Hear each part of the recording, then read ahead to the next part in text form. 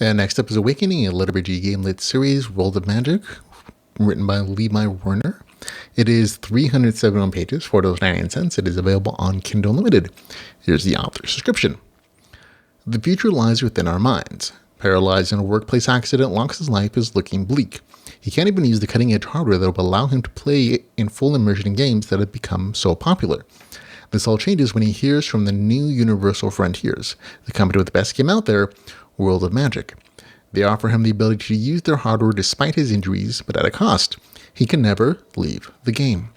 Once in the game world, Locke quickly realizes that there is a lot more to this new realm than just a game.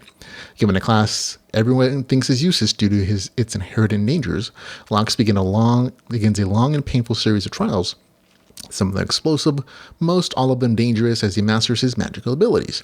As Locke explores the depths of his world's magic system, he soon discovers there's a lot more going on here than anyone ever expected.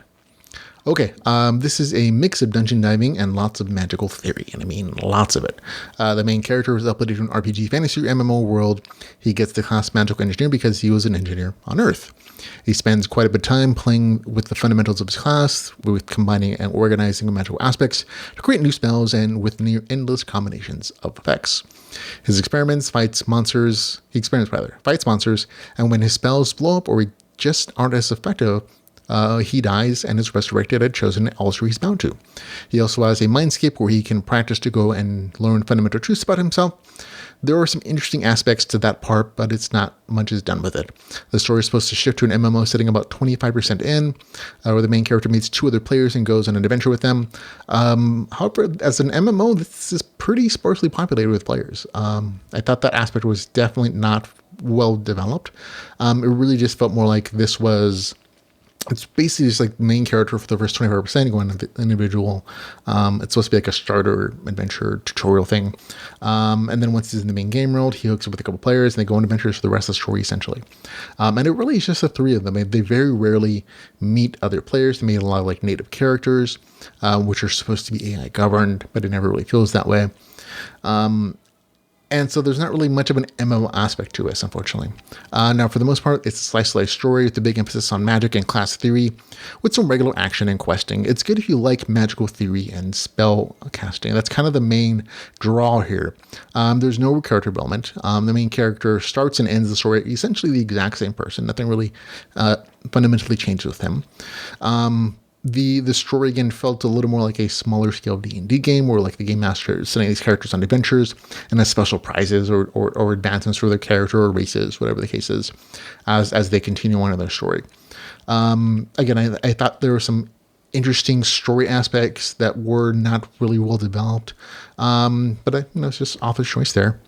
There's some missed opportunities for storytelling.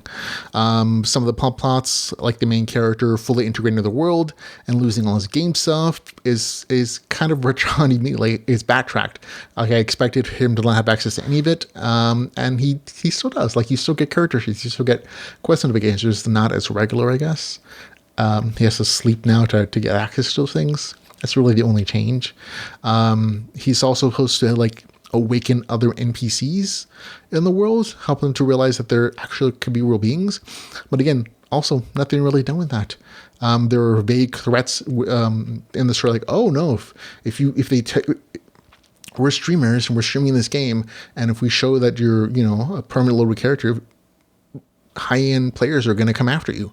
And that's never developed. Like it really is nixed to me like, oh, well, then we're just going to do this to stop it, and it just disappears instead of developing it as a particularly, very interesting, possibly, storytelling opportunity.